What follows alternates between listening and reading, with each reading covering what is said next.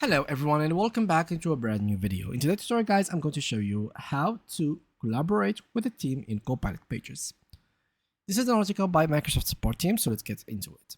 Copilot Pages makes it easy to co-create, share and stay aligned with your team, whether you are working on a project plan, brainstorming ideas or tracking progress.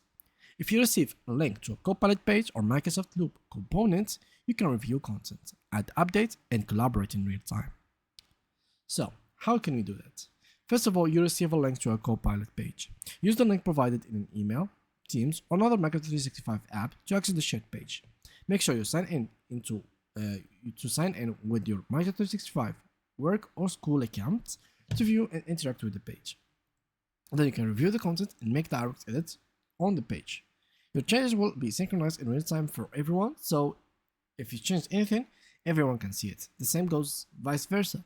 If anyone has changed anything in the page, you will be able to see it. You can see highlight text to show a floating toolbar. The toolbar includes options such as bold, italics, underline, headings, lists, and more. And even a comment. So you can literally leave a comment. For example, this part you don't like it or you are hesitating if you would like to remove it. You can leave a comment for your team members or your coworkers or your collaborators so you can basically co-work on it together and basically synchronize your ideas.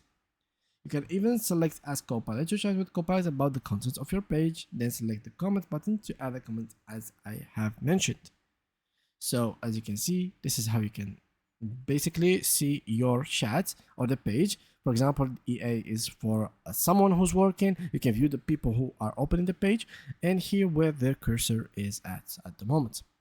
And yeah, that's pretty much it for today's video guys. If you did enjoy it, make sure to drop a like, subscribe and leave us a beautiful comment. Thank you guys for watching and see you guys next upcoming video.